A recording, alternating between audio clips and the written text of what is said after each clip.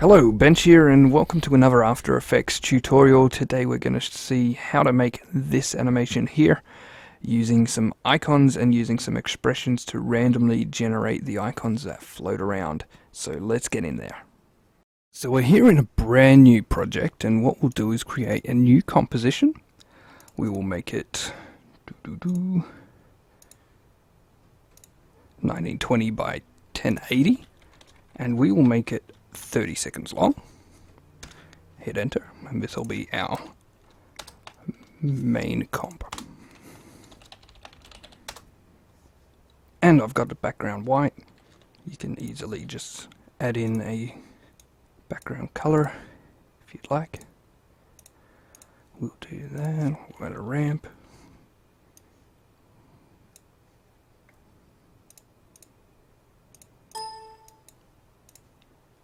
Like so. Alright, so now we're good to go. We'll create another one. This is going to be our central icon, or at least one of them. We'll say starting icon, just so we know which one it is. We'll duplicate that, and we'll go center icon. Okay, and we will also need a null object. Like so, and we'll call this icon controller. Alright, so first we will start with the starting icon. I'm going to show you, I've got here in Illustrator, I've got the Busy Icons pack and the Jolly Icons pack from Hand Drawn Goods. Some great stuff in here, and yeah, I've been really enjoying their work. So what we might do is we'll pick one from random. So let's say it's this 24 hours, and we'll go over to After Effects and we'll hit paste, and we've got this nice big icon here, and we'll check here. So it has this collapse transformation, so when we scale it up and down, it's going to stay nice and crisp quality. We'll then go to center icon, and we'll pick the world again, paste it in there, and we're going to make sure we have the same thing checked. Okay, so we'll start with this one, and we'll do a little bit of animation just for the start here. So we'll say that we're sitting on this. We'll zoom it back a little bit, flick it forward, and then we'll go to 0.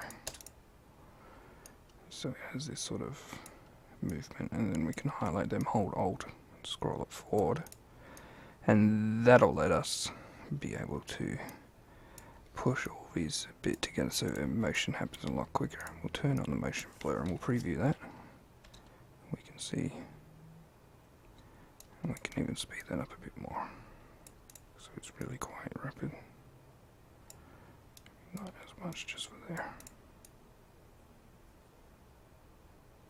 So we've got that movement, and then what we'll do is we'll line it up with when our starting icon is the biggest. Then we'll go grab our center icon, go hit the keyframe and hit 0. We'll skip forward, bring it until it's as big as we want it.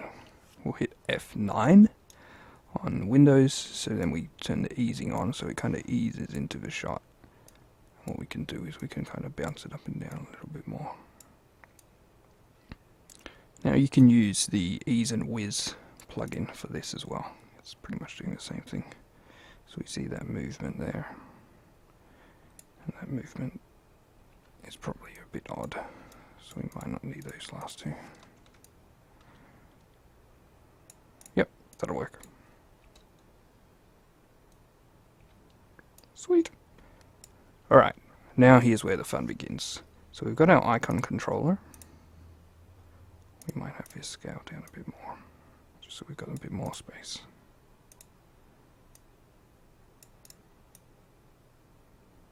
Yep.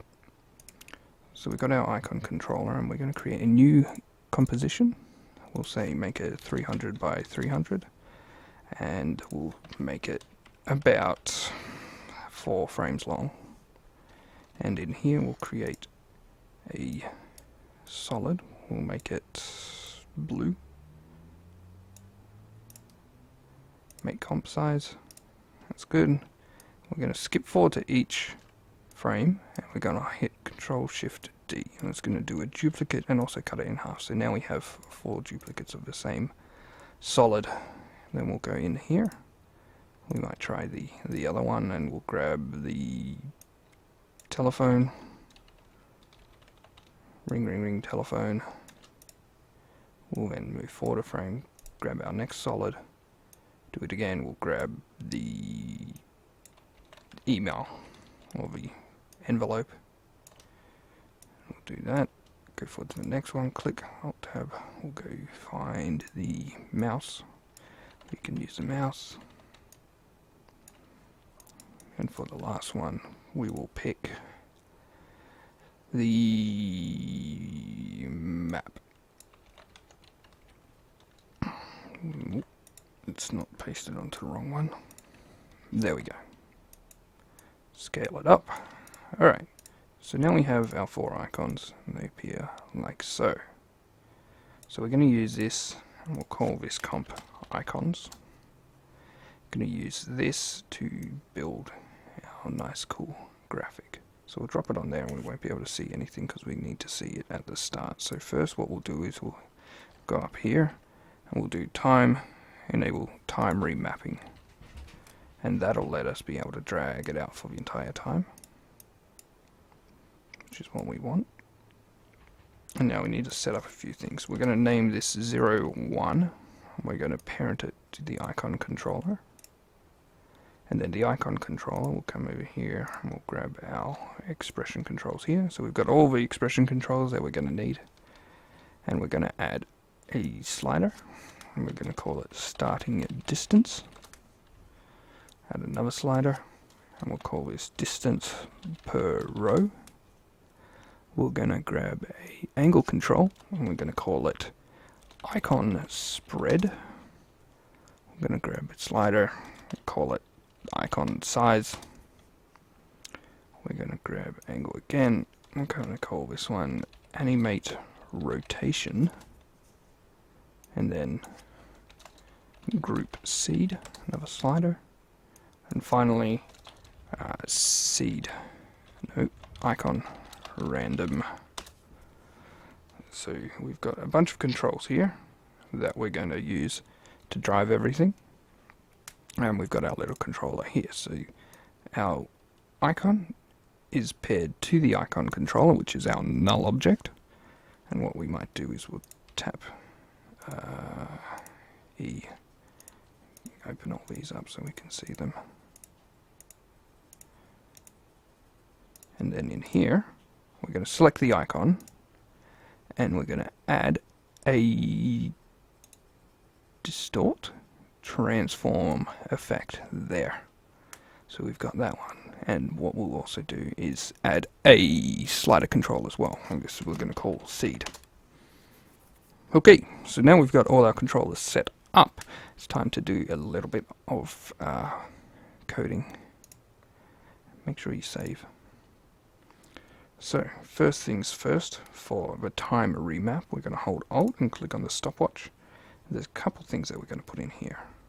So first, we're going to put in seed random, and we're going to type, we're going to pick whip, down here, the group seed, and we're going to, it's going to come up with errors, blah, blah, blah, blah, blah. We're going to click back next to it, and we're going to hit plus this dot name, and then plus, and we're going to plus the effect on here, which is the seed here, and then we're going to type comma true, end the bracket, and semicolon. Next line. If we go over here, freeze time equals math.floor, and then we're going to say random 0 time 2 frames, and then we're going to select the comp, which is our icon comp. So we can grab the pick whip over here and go icon again, and then we're going to type dot duration, and we'll close those. Now for final line is going to be value equals frames to time bracket freeze time, end the bracket. Done. And now you'll see it's our mouse, and you'll see our time here has gone to 2 frames. And so what we've got here is the top line is doing a random seed for the random number that gets generated over here, and it's generated by the value of our group seed slider plus the value of our name, because it's a number it can do that, and then plus the value of the seed little slider that we have on this layer as well, and it's set to true, which means that it's not going to change as the duration goes as we move along in the time. Next line actually calculates a random number between 0 and between however long our icon composition is in frames. So that means that if we end up adding additional icons into that comp, we can extend the composition out longer to include those other frames, and if we have these all created, they'll still randomize with all the new ones instead. And then the final one is saying set the time value to equal the freeze time that we've generated. So now that is all set. That's sweet. Alright, let's go in and effects. We're going to do some stuff here in the effects transform. Now make sure it's the effects transform, and what we'll do is we're going to hold Alt and click on the scale, and then pick whip the scale to down here on our icon controller, the icon size slider, and you'll see it's disappeared. Oh no. But that's just because in here we haven't set some initial values, so we'll say set it to around 54 or something like that. So that's all set up. The next thing is the rotation, and we're setting the rotation in the effects transform as well. And what we'll do is we'll hold Alt, we'll click on rotation, and then down here we're going to type 0 minus transform dot rotation. And what that will do is it's going to go in the reverse of anything our other rotation goes in. Now we can actually close this and open it again, or rather to get to these transform tools, because this is where all the crazy stuff happens. So if we hold Alt and click on anchor point, then we're going to do some stuff in here. So we're going to use the anchor point to position a lot of our stuff. So if we hold that so we can zoom in a bit, we can see what we're typing. So we'll start with a row number. Row number is equal to math.ceil, and math.ceil is going to convert everything to the top. So instead of rounding up or rounding down, it's always going to round up.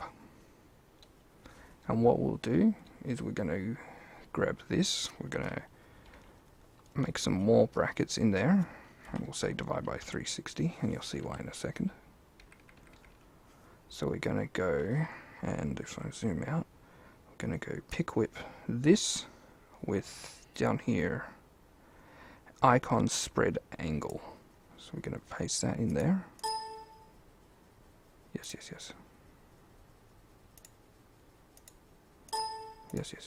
Shoot. So we've got angle there, and then what we will do is times it by this dot name. So it's going to multiply by whatever amount it is and rotate around.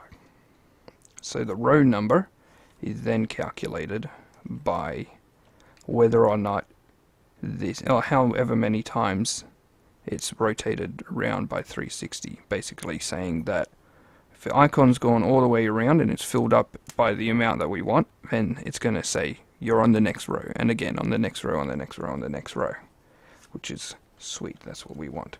Alright, now we're going to fill this in because it's complaining. So in this case we're going to do starting distance. So we're going to grab our pick whip and we're going to go down here, grab a slider. So starting distance. And then we're going to say plus, and in brackets, row number times by the distance per row. Yes, sure, go away. And then we're going to do the comma. So we've done the x value, and now we're just going to finish it off with the y value, which is about half of what we have as our height of our icon thing. So it's going to be 150. We'll hit that, and we've forgotten a bracket somewhere, because that's what happens when you're doing things on the fly. And it's probably the bracket just here. Go. There. And you'll notice not a whole lot's changed. It's just kind of sitting there, though it has aligned to the left because our icon controller says our starting distance is 0, distance per row is 0 as well.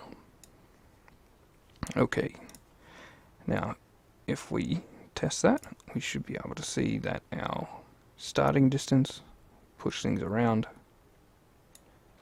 and our distance per row isn't really doing much, but that's because we're on the first row, so it's not pushing it out beyond that first row. Now what we'll do is hold Alt and click on the rotation, and here is where we will actually, before we do that, we'll scroll up a bit, open up the effects, and go to the time remapping actually, and we're going to grab this whole line up the top, seed random, because we're going to use that to drive some other stuff as well. So we will go to rotation, hold Alt, click, paste that in, and then we're going to say the row number as well, row number equals math.seal, and then it's icon spread,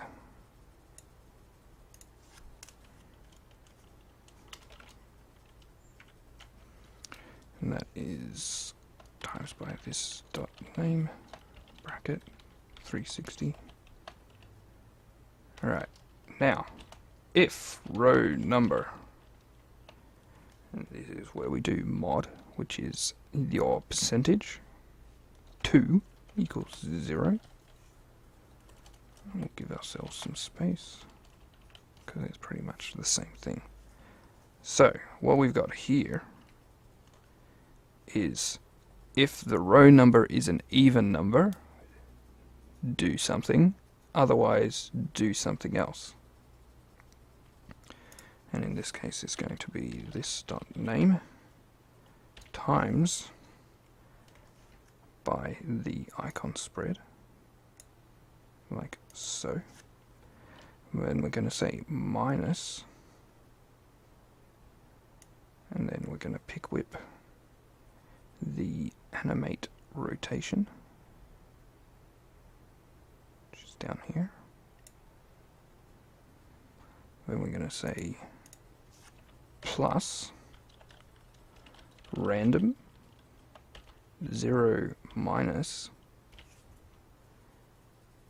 the, let me just make sure I get this right, icon spread divided by 2.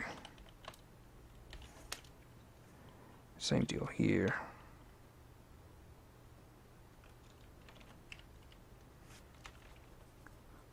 Divided by 2 times by row number bracket, then times by the random, which is on our controller icon random there.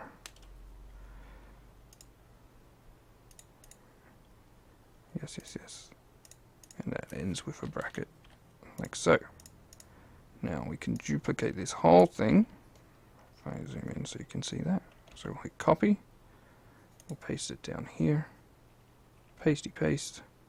And now what we're going to change is this one here. And say, oh, where do we paste it? Paste it down here.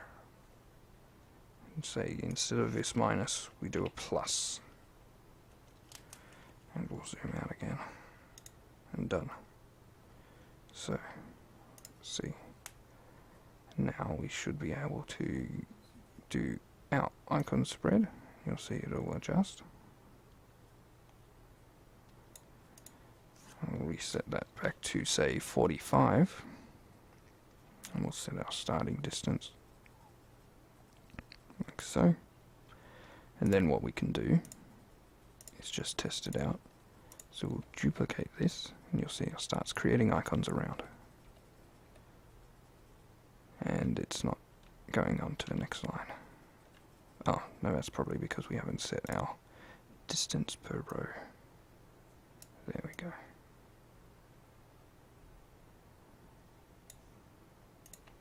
Duplicate, duplicate, duplicate, duplicate, duplicate, duplicate, duplicate. Like so. And so it's creating our icons like that. Each time it gets around, it starts a new one, and we can scroll down here, and we can choose our icon spread. We can make them closer, we can make them further apart, so we could say 90, or we could say 15, we could say 30, which is what we've got now. And then what we can do is use our animate rotation to animate them. So let's say that we're here, and if we click, actually let's use what our final animation is going to be. So we want them to explode out of here, and we'll hold Alt, and we'll hit time times by 20. So that's just going to keep things animating around for us, and now we can do our icon size and stuff, which is based off here. So we'll say icon size, we'll keyframe to 0. Next we'll click forward, we'll say they're nice and big, and then we'll go forward once more, and we'll say they're a little bit smaller, like so. And then what we can do is, because they're all parented to this icon controller as well, is we can hold S and do the scale for the entire thing as well, like so, and then click 0 here, and they kind of do this zooming out thing. And what we can do is add a motion blur to all of those. Then when we preview that,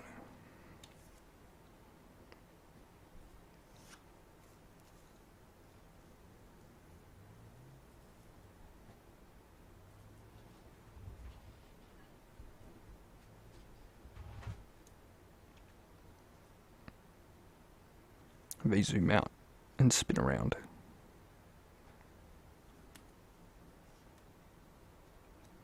Which is kind of cool. What we can then do is we can grab these, without having to change any keyframes. We can hold Control D, we can add even more in, like so. And if we find that they're a bit too uniform, we can use the group seed to cause them to reload to something else. If we say we want to change this particular one, we can go over here and change the seed for that one on its own, so now it's a phone. Or I can change it and see what else comes up. Go back to that.